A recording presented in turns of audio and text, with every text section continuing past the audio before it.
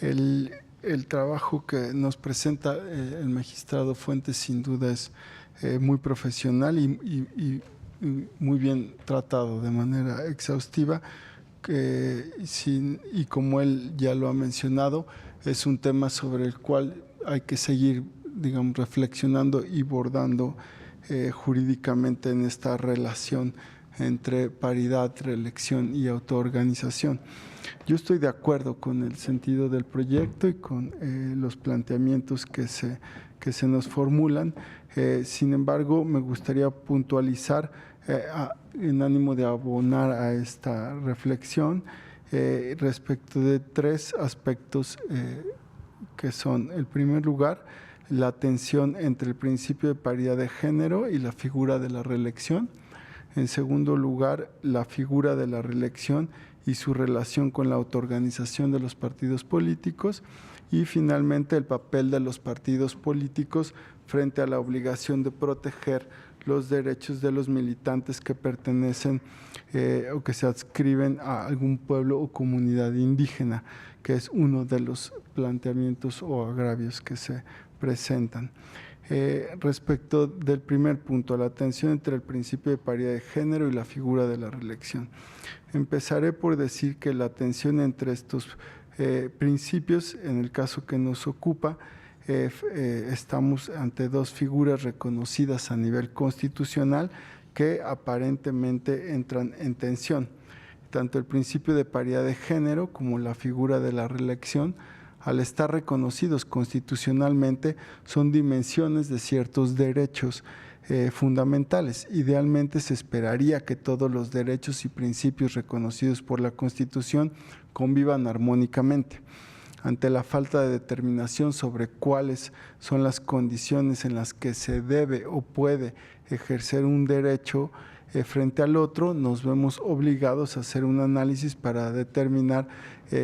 cómo se resuelve esta relación en el caso concreto de la decisión que tomó el Partido Acción Nacional de reservar algunas candidaturas a ayuntamientos y a diputaciones en el Estado de México.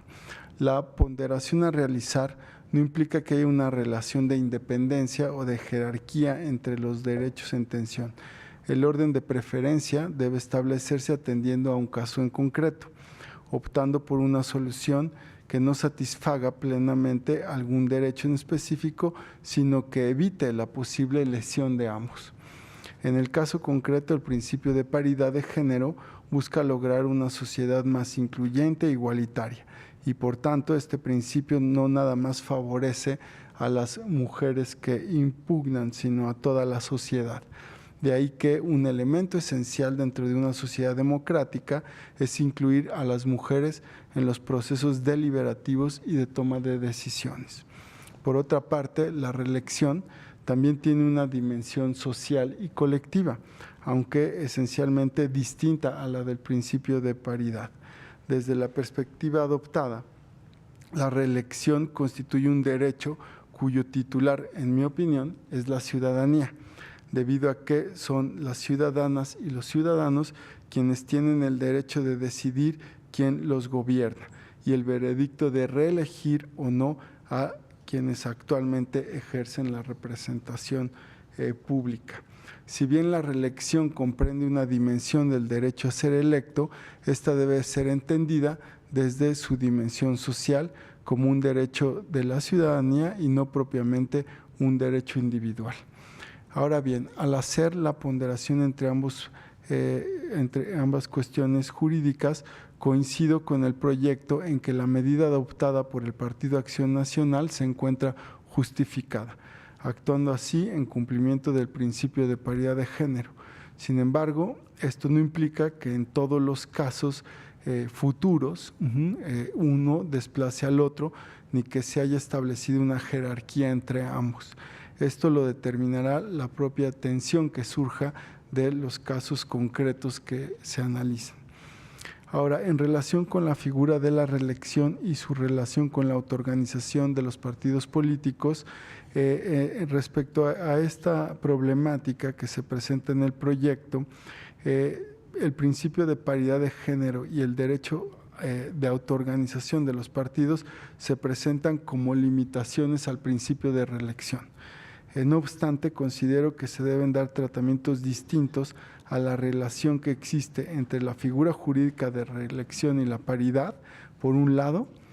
y por otro, la reelección y la autoorganización de los partidos políticos.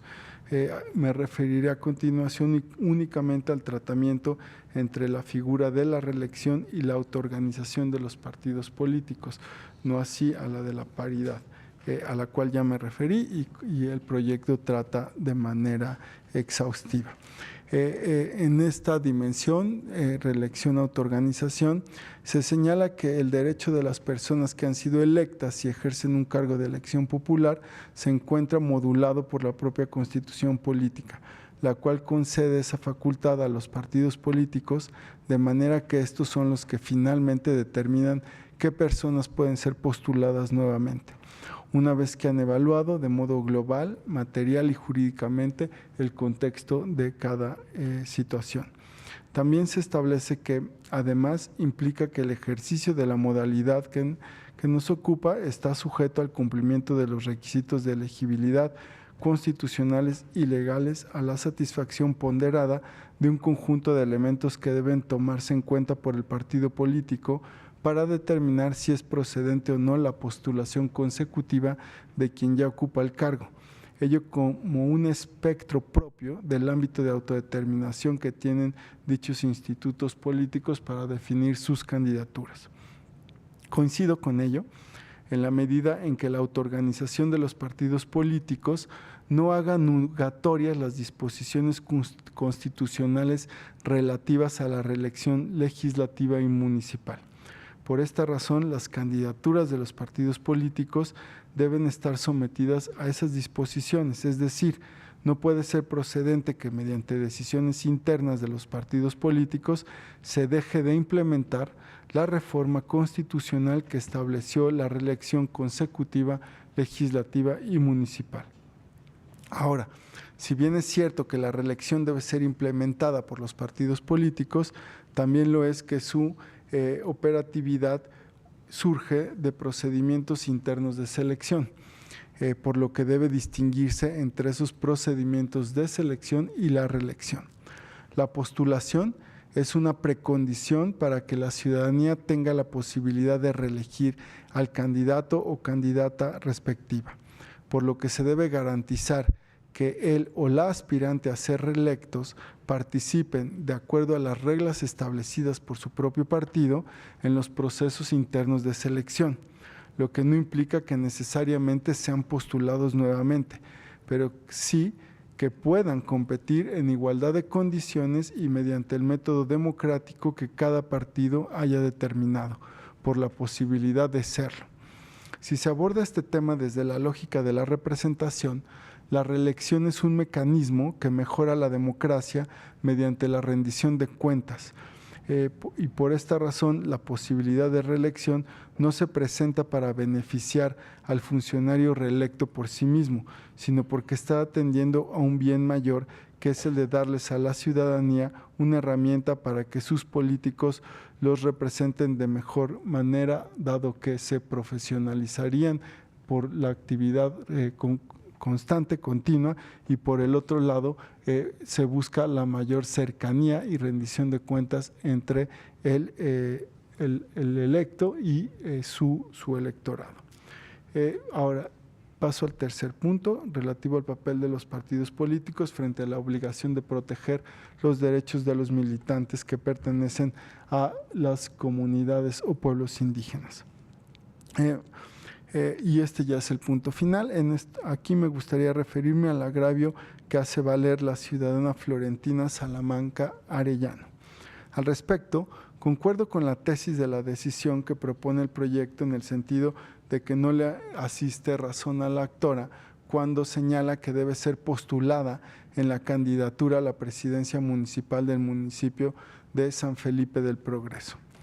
El alcance de los derechos de participación democrática de personas, pueblos y comunidades indígenas no consiste, en principio, en la obligación de los partidos políticos de postular automáticamente a los militantes de tales partidos que se adscriban con tal carácter. Sin embargo, me aparto del argumento del proyecto, que consiste en que, y leo textual, la actora debe considerar que cuando es su intención participar en una elección constitucional bajo el sistema de partidos, más que una vulneración de los derechos de participación democrática de los pueblos y comunidades indígenas, en realidad está frente al ejercicio al derecho al voto en su vertiente pasiva, por lo que al participar en el sistema de partidos se deben concretar a las reglas y procedimientos que establezcan los partidos con base en los principios de autoorganización. Y no concuerdo con este argumento por dos razones. En primer lugar, considero que la calidad de indígena de la militante sí representa una cualidad distinta a la del resto de los militantes que no se autoadscriben con tal carácter. Lo considero así porque las personas que pertenecen a los pueblos o comunidades indígenas suelen estar expuestos o expuestas a situaciones, digamos, particulares y que pueden en algunos casos tratarse de cuestiones de vulneración o discriminación en contextos de exclusión por su origen étnico. Por lo que, si bien la actora debe sí conducirse bajo las reglas y procedimientos de los partidos políticos, las instancias partidistas no deben ser indiferentes o neutrales a posibles situaciones de vulnerabilidad a la que puedan estar expuestas las personas con este carácter al interior de los partidos políticos, o si no son situaciones de vulnerabilidad, quizás sí sean de invisibilidad en el ejercicio de sus derechos como militantes. En ese sentido, el deber que los partidos políticos tienen frente a sus militantes que pertenecen a comunidades indígenas debe tratarse desde una doble dimensión. Por un lado, un deber de reconocimiento pleno a sus derechos, esto es, garantizar que se respeten en condiciones de igualdad y no discriminación por origen étnico frente a otros de sus militantes. Y por otro lado, un deber de promover esos derechos, esto es, los partidos deberían generar las condiciones necesarias para que sus militantes indígenas ejerzan sus derechos de manera efectiva. En un segundo plano,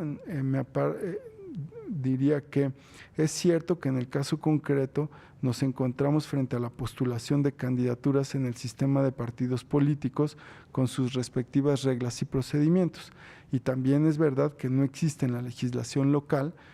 en sede administrativa, ni en el reglamento del Partido Acción Nacional una previsión para garantizar la representación indígena en los ayuntamientos con esta población.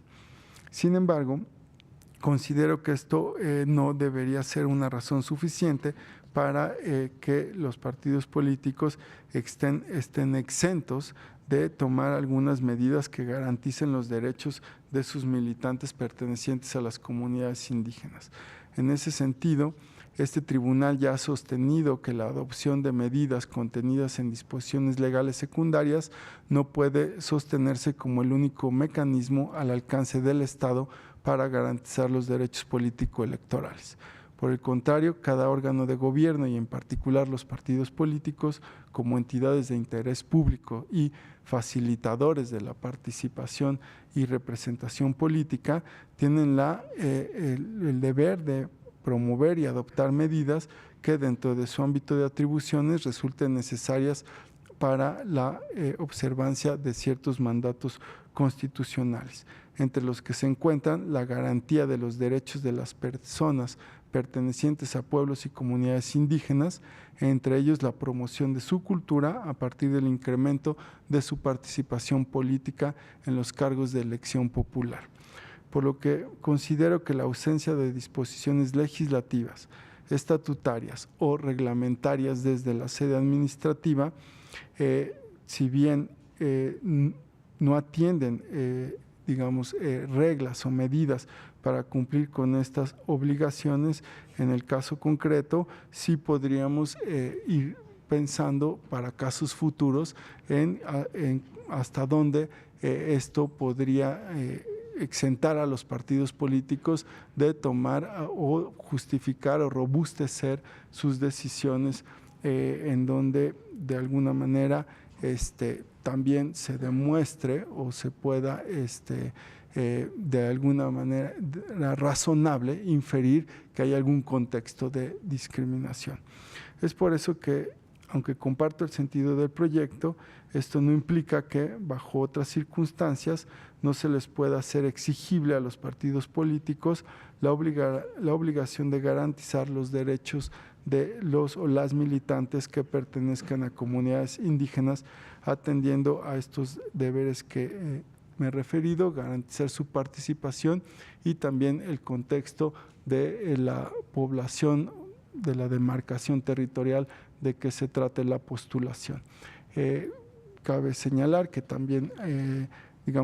acompaño el sentido del proyecto porque en el caso de este municipio, a diferencia de, por ejemplo, los distritos en donde el INE reservó postulaciones para